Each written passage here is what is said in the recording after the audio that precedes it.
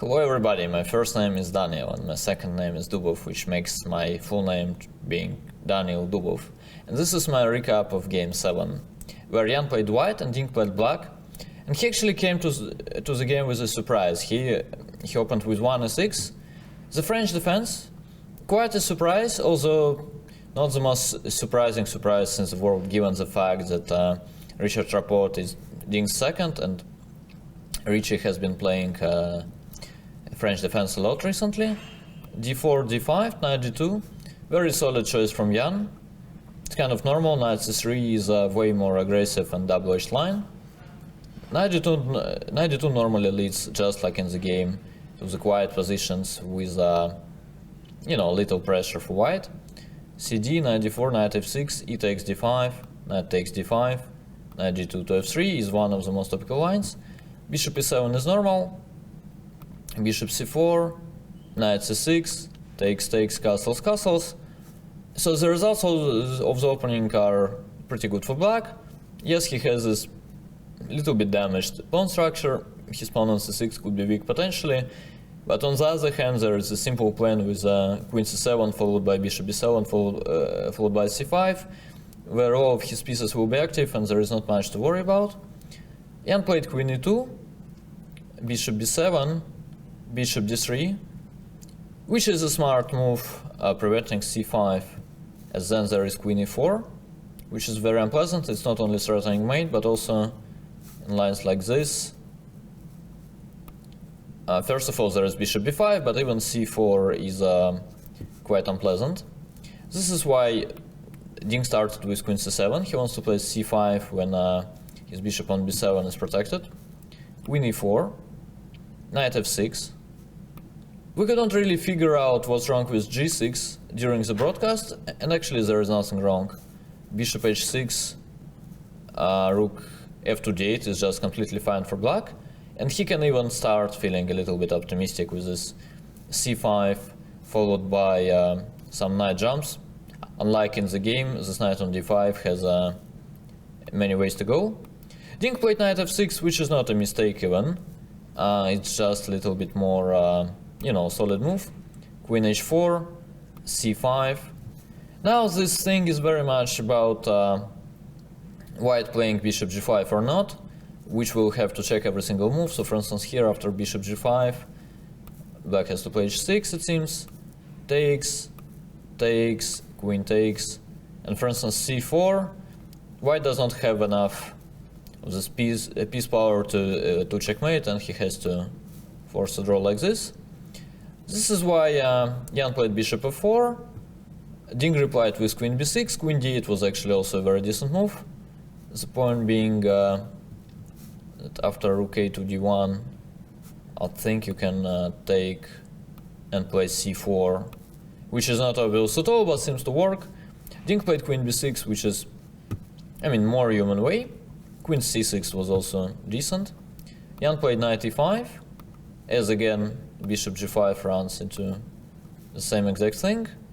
So knight e5 was played, and Dink played this very important move rook a to d8, which is the only way to justify playing queen b6. So the point is that now after bishop g5, in all the lines he will have rook d4, which is a very important counter-attacking resource. And now black is more or less okay. Jan played rook a to e1. The engine likes rook a to d1 a little more, but at the same time it's based on many strange lines. For instance, after bishop a6, what you're supposed to do is I think c4, rook d4, bishop c2, queen takes b2, rook takes d4, c takes d4, bishop d3. And for some reason it's white who is on a better side, although if you let engine run, black is just okay. Jan played rook a to e1, which is way easier to explain. He is just trying to bring his rook to g3, increasing the attack. Dink played g6. Bishop a6 was possible here too actually, but this requires way more calculation for black. For instance, after c4, he's supposed to take on d3, and after knight takes d3, bishop takes c4 actually runs into bishop d6, and white is much better. So the move here is knight d5, and it's only after bishop g5 takes that black can take on c4, and he's fine. There is nothing wrong with g6, which Ding played. Bishop g5. Bishop g5 is a little bit inaccurate. It seems like queen h3 was probably putting a little bit more pressure. But in general, there is not much going on. Black is not in real danger. White is probably slightly better, if any. And yeah, given the fact that Ding was burning time, it's kind of understandable that Jan just wanted to play some reasonable moves without going too deep. So bishop g5, rook d4, queen h3. Of course we don't play f4, there is c4, and this discovery will be deadly. So queen h3, queen c7. Now c5, c4 isn't there. Jan played b3, stopping this a little and keeping the tension. Another option was playing c3, rook d5, f4, which allows c4. And now bishop takes c4, rook d2 is just bad. White has to take, and then black has brilliant compensation in actually many ways, like rook d8 or knight h5. I think are both fine. And this is not even too concrete. It's just brilliant for black that he managed to open the diagonals against the white king, and basically with any sensible move he will be fine. So this is why Jan played b3, knight h5. Finally, black is about to chase this bishop away, and Jan played f4, which is, I mean, objectively it's not a brilliant move, but at the same time, it's not that white is much worse after that. White is actually okay, and it's not that the alternative would give him an edge. Still, with the best play after bishop takes g5, f takes, knight f4, queen h6. This was, I guess, Jan's point, as moves like, let's say, knight takes g2 can like always run into some checkmating ideas. Here there is taken on g6, for instance, and if black passes, there is knight g4. So the move here is c4, like opening up the diagonal again for the queen. Knight g4, f5, knight f6, takes, c takes d3, and white is a little lucky to have f7 here, after which, in some ending like that, he is supposed to save himself, I guess, after something like queen c4, bishop e4. At some point, white takes on e4, f takes, queen takes c2, and the queen ending is probably a draw. Still, black is on a better side. Ding played bishop d6 instead, which is completely understandable. He was in time trouble, and bishop d6 is quite natural too. Jan played c3, allowing this nice knight takes f4 sacrifice, and he took with the bishop, which is a little bit inaccurate. So the move here was rook takes f4, but that would require seeing bishop takes g6 with the idea of h takes g6, c takes d4, and now bishop takes f4 runs into bishop f6.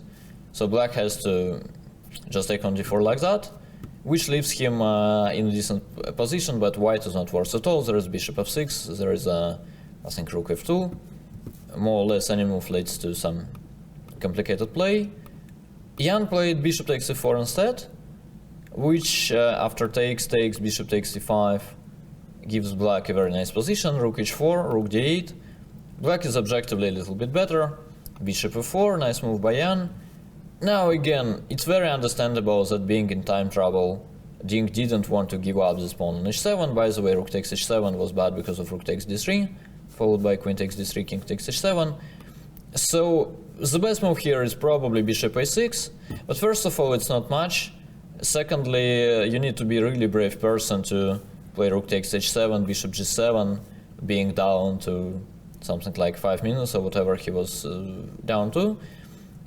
And it's not much for black anyway. Like, it's not that this was a real chance to score. So he took on e4, rook takes e4, rook d5 is a good move. And Jan played rook h4, which was a mistake. It's a little bit weird here for white to, to figure out how to put his rook. So the best move here was rook f1, And then, well, in all the lines, the key point is that basically white is going to double his rook on f-file very often and attack this weak pawn on f7. Once again, it's hard to criticize the players as they was quite short on time, especially Dink, and it's not a surprise that they didn't play perfectly. Dink played queen d6, which is a great move, preparing rook d3 in many lines, and that's why Jan played queen e3. Now rook d3 runs into queen takes e5, and there is an idea of queen h6, which is why h5 happened, g3, bishop f6 is normal, rook c4, and this is basically where Dink self-exploded, spending the rest of his time for pretty much nothing. He had many good moves here, such as king g7, even bishop d8, bishop c7 was interesting, any pass was normal. He played h4, which is also good. After bishop g5, for instance, black keeps the pressure. But anyway, it looks, first of all, safe for black, and secondly, black is actually quite a lot better. It's not deadly, but it's not an easy draw either. So Dink played h4, Jan took on h4. Once again, it's hard to criticize, queen f4 is, I think, the best move. After g takes h4, black is better again. The best move here was, I think, bishop e5. And then, after rook e2, black has some weird ideas with I don't know what exactly, actually. So let's just say rook h5 was okay. Dink played rook d2 instead. So rook d2 is basically, I mean, it's not yet bad, but after rook e2 he had to accept the inevitable and go back to d5, saying, okay, I don't have an idea, and black is not worse even, despite just losing at MP. Dink played rook d3 instead, which is a decisive mistake. He's basically like only big mistake of the game, but you know, sometimes it's better to play 10 not ideal moves than one that is really bad. Queen takes c5 happened, so now it's basically clear that white is given too much material, so it's only some checkmating attacks that can help black, and it's not there. Dink played rook d1 check. The only important moment here is that bishop d4 is what I thought could be his idea, but it probably wasn't, as you probably played compared to rook d1 anyway. And then after c takes d4, rook d1 check, king g2, queen f4, we had an impression that actually this might work for black. Queen f1 check is a threat, queen g4 is also interesting, but after queen e5, queen g4 check, king f2, white is actually winning. Black does have many checks after queen g1, king f3, and it does look a little bit scary, especially in a time trouble. And I am not even sure that Jan was going to play c takes d4.